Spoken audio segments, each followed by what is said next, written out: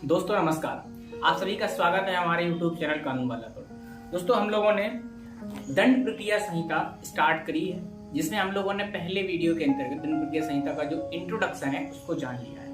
इस वीडियो में हम लोग जो फर्स्ट चैप्टर है, प्रथम अध्याय है, जिसमें कुल 5 सेक्शन है, उनके बारे में जानेंगे। CRPC 1973, इसका नाम है प्रारंभिक।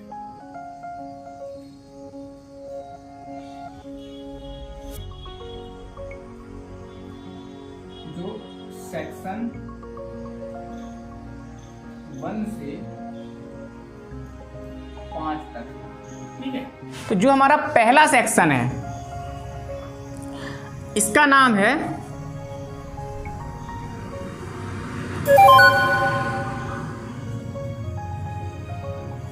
संक्षिप्त नाम, विस्तार एवं प्रारंभ।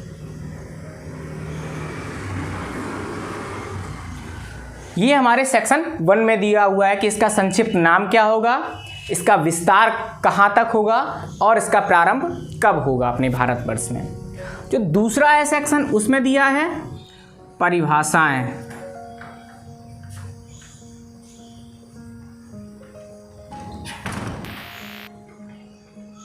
इसमें सेक्शन 2 में जो इम्पोर्टेंट परिभाषाएं हैं, डिफिनेशंस हैं, उनको दिया गया है। इसके बाद सेक्शन 3 आता है,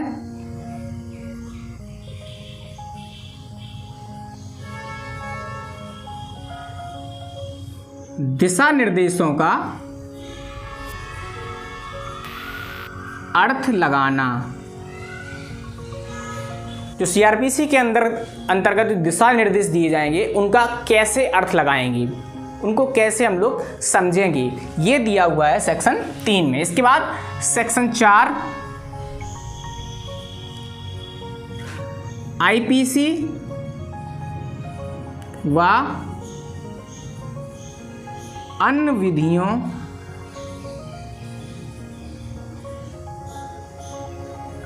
के अंतर्गत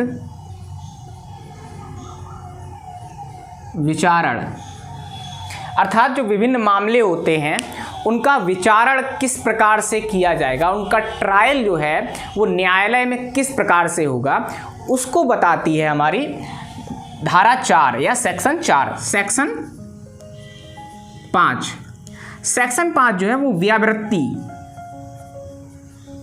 जिसे अंग्रेजी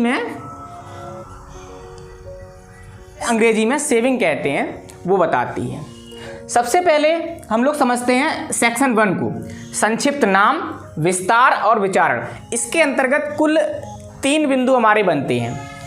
तो सबसे पहला जो बिंदु बनता है वो है इसका संक्षिप्त नाम। तो इसका जो संक्षिप्त नाम होगा वो क्या होगा, इसका संक्षिप्त नाम होगा दंड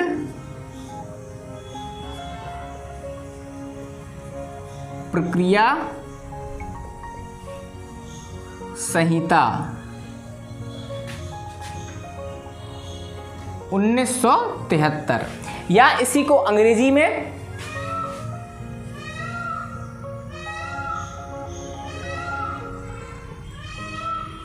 क्रिमिनल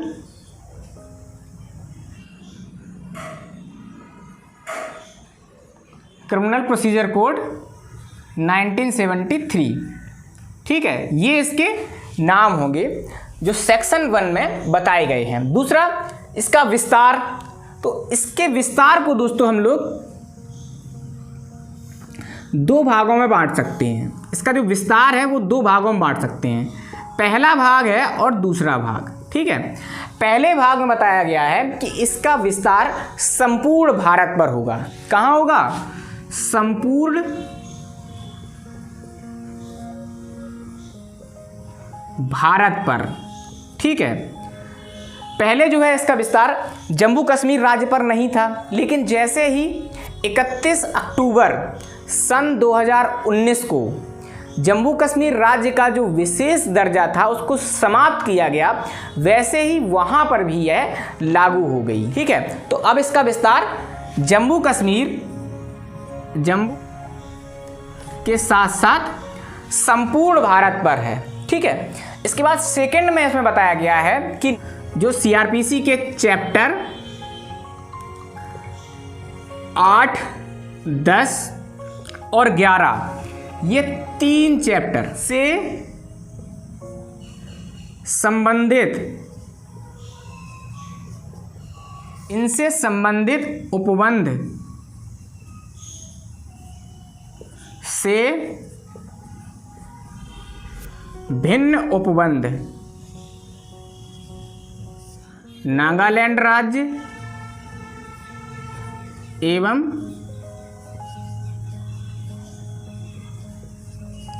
जनजातीय क्षेत्रों को लागू नहीं होंगे।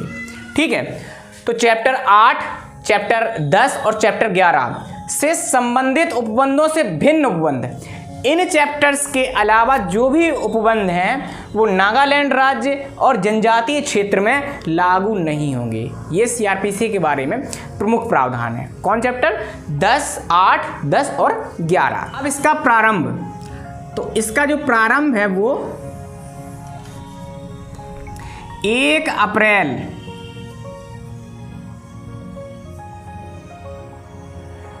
1974 से इसका जो है प्रारंभ है। 1 अप्रैल 1974 से पूरे देश में इसका प्रारंभ है। ठीक है, तो पहला सेक्शन हम लोगों के समझ में आ गया होगा। इसके बाद हम लोग चलते हैं दूसरे सेक्शन पर। हमारा दूसरा सेक्शन है परिभाषा खंड।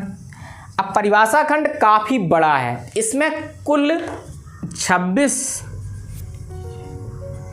डिफिनेशन बताई गई हैं। कुल कितनी?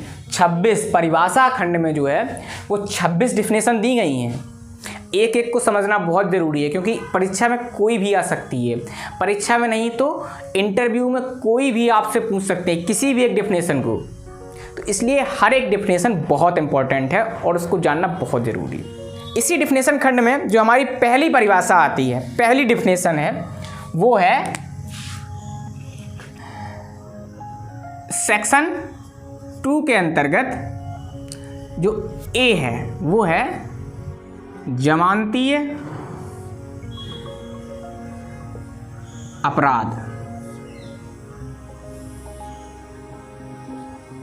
ठीक है, सेक्शन 2A में बताया गया है कि कौन कौन से अपराध हैं जो जमानती अपराध होंगे, जिन अपराधों के करने पर जमानत हो जाएगी।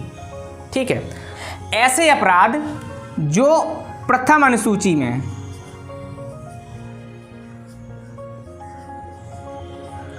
अनुसूची में जमानतीय के रूप में दर्ज हैं। ठीक है, कौन कौन से अपराध जमानती होंगे? इसी सीआरपीसी का जो फर्स्ट शेड्यूल है, जिसमें आईपीसी के सभी अपराधों के बारे में संक्षिप्त में बताया गया है कि कौन कौन से अपराध जमानती होंगे, कौन कौन से अपराध जमानती नहीं होंगे। ठीक है, और उनके बारे में ये भी बताया गया है कि वो किस न्यायालय द्वारा विचारणीय होंगे, किस न्यायालय उनका, कौन सा न्यायालय उनका ट्रायल करेगा। सबसे लास्ट में आपको मिलेगा the first schedule classification of offences, प्रथम अनुसूची अपराधों का वर्गीकरण। तो इसमें बताया गया है कि भारतीय दंड संहिता के अधीन अपराध, सबसे पहले धारा बताई गई है, उसके बाद अपराध बताया गया है, उसके बाद उसका दंड बताया गया है। ठीक है, उसके बाद बताया गया है कि वो अपराध संज्ञेय होगा या असंज्ञेय। संज्ञेय का मतलब कॉग्निजेबल और असंज्ञेय का मतलब नॉन कॉग्निजेबल। फिर उसके बाद बताया गया कि जमानती है कि जब अजमानती है, अर्थात उसमें जमानत दी जा सकती है या नहीं दी जा सकती है। उसके बाद किस न्यायालय द्वारा विचारण होगा। अब जैसे उदाहरण के रूप में हम लोग ले लेते हैं धारा 304 खा। ठीक है, सेक्शन 304 सब सेक्शन बी। ठीक है, इसमें बताया गया कि डाउरी डेथ, दहेज मृत्यु। तो दहेज मृत्यु के बारे में बताया गया है कि कम से कम 7 वर्ष के लिए कारावास, किंतु जो आजीवन कारावास तक हो सकेगा। ठीक है, और इसको बताया गया है कि ये संज्ञेय अपराध है, ये अजमानतीय है और सेशन न्यायालय द्वारा इसका विचारण होगा। तो इस प्रकार से आप लोग उस शेड्यूल को पूरे को देख सकते हैं, उस पूरे शेड्यूल को समझ सकते हैं कि कौन कौन से अपराध संज्ञेय हैं और किस न्यायालय द्वारा उनका विचारण होगा, कितनी उनमें सजा दी जाती है, सब कुछ आप उस शेड्यूल में देख सकते हैं। तो हम लोगों ने पिछले वीडियो में जाना था कि इसमें 2 शेड्यूल हैं। तो पहले शेड्यूल में यही बताया गया है कि कौन से अपराध संज्ञेय हैं या असंज्ञेय हैं, जमानती हैं या अजमानती हैं। ठीक है, इसी का दूसरा पार्ट ले लीजिए। पहला तो ये हो गया, इसका दूसरा पार्ट हो गया सीआरपीसी के अलावा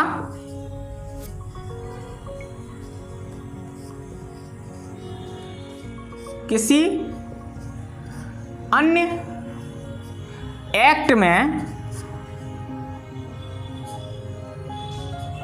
उस अपराध को